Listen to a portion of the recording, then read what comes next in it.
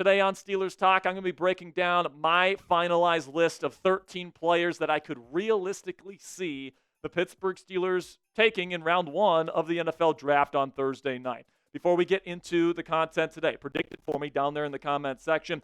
Who will Pittsburgh take in round one this year? Predict it for me. Are they going to take a quarterback? Are they going to take a defensive player? Are they going to take a running back? Are they going to surprise people? Are they going to trade out of round one? Give me your prediction for round one on Thursday night down there in the comments section, and let's talk some Steelers football. So first up here, I want to start with the quarterbacks because, of course, all the discourse this week and all the smoke and all the intrigue is what are the Steelers going to do at quarterback with Aaron Rodgers not on the roster right now? Are they going to take a quarterback in round one? If they don't, are they going to take one in round three or in round four? There's still a lot of questions that need to be answered, and there's a lot of smoke that the Steelers are considering a quarterback in round one this year. But plain and simply, guys, no one really knows what's true. All right, it's lying season. There's a bunch of different people and a bunch of different reports out there as to who the Steelers are kind of targeting at this point in the season. And, based on kind of my interpretation of what's, out there right now and the things that I think make sense for the Steelers given where they're at as an organization, I do think that the Steelers, if they do take a quarterback in round one, I think that their number one quarterback target would be Alabama quarterback Jalen Milroe. And there is a lot of different reasons for why I believe that they could potentially get Jalen Milroe as their starting quarterback. Now, we did a whole video on this on the channel, guys. So you guys can check out our in-depth Milroe video where I break down my reasoning for why I think Milroe makes the most sense over guys like Shedeur Sanders, Jaxson Dart, and Tyler Shough in this class. Of course, Cam Ward isn't going to be available for the Pittsburgh Steelers this year. So there's a lot of lying going around out there. No one really knows what's going to be going on. But my best guess right now, based on where the Steelers are as an organization, that Jalen Milroe will be the pick if it's a quarterback in round one. But pick your quarterback down there in the comment section. Who do you think it's going to be? If it's a quarterback in round one, type SS for Shedeur Sanders, type JD for Jaxson Dart, type TS for Tyler Shough, type JM for Jalen Milroe. And this will be the pinned comment on today's show. So in just a second here, YouTube's going to throw you an ad break. And while YouTube throws you that ad break, make sure you get down there in the comment section. Let me know which quarterback you want in round one. So again, guys, if the Steelers do take a quarterback in round one, I do believe that their target will be Jalen Milroe here. And before we get into the rest of today's show, let's have a word from our sponsor here at PrizePicks. And PrizePicks is the best place to turn your sports knowledge into cash today. With millions of members, PrizePicks has made daily fantasy sports accessible to all, and you just pick more than or less than on at least two-player stat projections for a shot to win up to 2,000 times your cash. Run your game all season long on PrizePicks. It's free to download on your phone right now, and PrizePicks is the best place to win cash while watching sports. Join millions of users and sign up today. The app is really easy to use. To create a lineup, all you have to do is pick more than or less than on a few player stats for your shot to win up to 2,000 times your money. You can also turn your player hot takes into tickets to basketball championship series.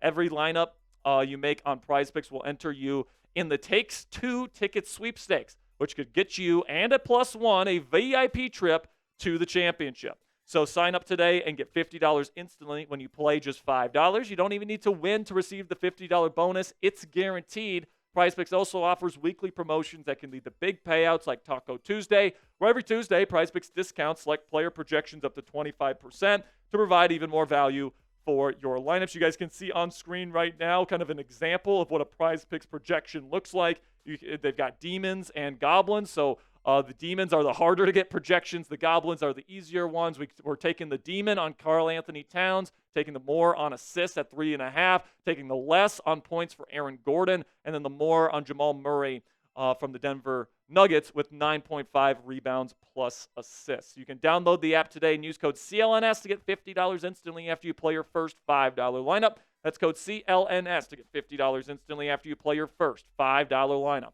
PrizePicks, run your game.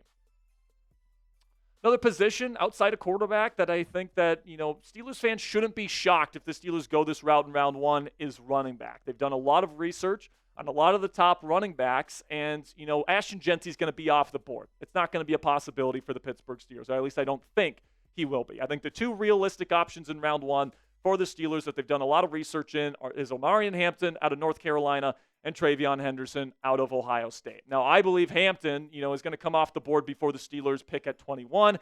At the very latest, I think he comes off the board to Denver at number 20, a team that really needs a running back right now.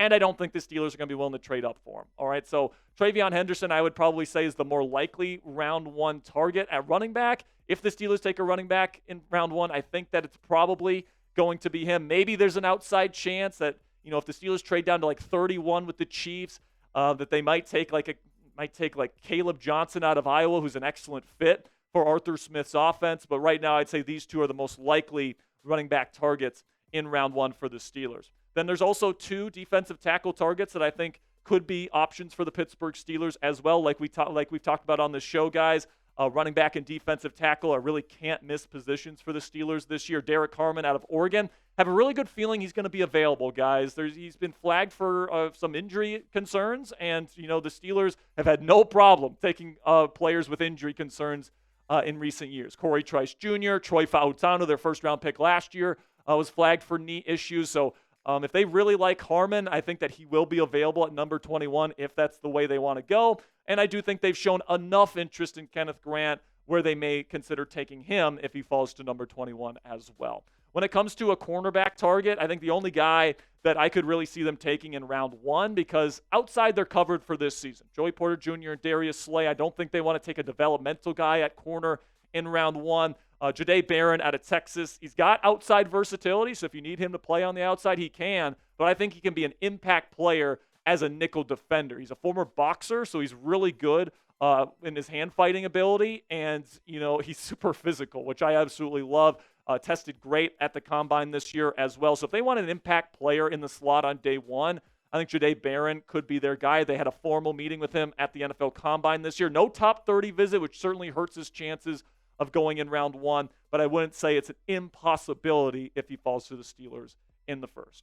Then we get to the only safety target that I think they could potentially take in round one this year, and that's Nick Emenwari out of South Carolina. And they've put in a lot of interest in Emenwari, man. They had a top 30 visit with him. They had that formal combine meeting with him. They have shown a lot of interest in Emenwari, and he's big, he's fast. Perfect 10 out of 10 relative athletic score this year. Personally, I would pass on Emenwari in round one because, for a bigger guy, I don't think he's a very good run defender. I think he takes a long time to diagnose the run. His average depth of tackle is over 7 yards, which is terrible. I think he's a pretty decent and reliable open field tackler, and obviously he's got the athletic chops to be a potential impact player. But I think the Steelers might be looking for somebody that's a little bit more reliable as a run defender. So who knows? Maybe they take Emenwari in round one, but I would personally not do that if I were the black and gold. But I do think that he could be a dangerous bandit safety. And if you're not familiar with bandit formations, that's when the Steelers put three safeties on the field. And this has been popularized by the Mike Macdonald and the Brian Flores styles of defenses. And Mike Tomlin has dabbled in three safety packages as well with the Pittsburgh Steelers. He likes going to those three safety packages. So I could certainly see Emenwari as somebody that can roam in the middle of the defense as a third safety and just try to make plays as an intermediate, kind of buzzing defender that can play that kind of role. So I could certainly see Emenwari play that role. If they take him, I think that's probably the vision that they have for him. But personally, like I said, I would probably pass on Emenwari and take a safety later in the NFL draft. So finally here, let's talk about wide receivers because I think that this is a position that is probably lower percentages because, listen, man, if they trade George Pickens, I do think this becomes a possibility. And even if they don't trade him, I guess it's still slightly a possibility because George Pickens is slated to be a free agent next offseason, and maybe they want to make sure that they give DK Metcalf a running mate for the next 5 years that he's going to be in Pittsburgh. And, I think that Pittsburgh would be open to trading George Pickens, all right? I don't think they want to give him a big contract. And, I think that if the team was willing to give him a day 2 pick in exchange for George, I think that they would be willing to do that and then immediately replace him as the number 2 receiver on this team with a first-round pick if some team out there is willing to come to the table. But my prediction is nobody is going to come to the Steelers with a day 2 pick, either in round 2 or in round 3. I think the most that they get an offer for is round 4. I think that's not good enough to accept a trade for George Pickens. And the reason for that, guys, it's not because of how talented George is. George's talent is worth arguably a first-round pick, maybe a second-round pick, but because of the punctuality issues, because of the fighting issues, because of the effort issues we see on film, it's a big risk for a team to trade for him. And, if you trade a day 2 pick for him, you're pretty much slated to give him a new contract, which I don't think any team at this point is willing to do. At the very most, I could see a 5th-round pick for George Pickens. And if that's the case, and you are looking for a new wide receiver too, I think the 3 guys that are possibilities here are Matthew Golden out of Texas, Jaden Higgins out of Iowa State, and Emeka Egbuka out of Ohio State. Steelers did a lot of research on Jaden Higgins and Matthew Golden during this draft process. They like both of them a lot. They had a formal combine meeting with Emeka Egbuka, but they didn't have a top 30 visit for him. Maybe that's just because they feel good about who he is as a person. They didn't really feel like they needed to bring him in on a top 30.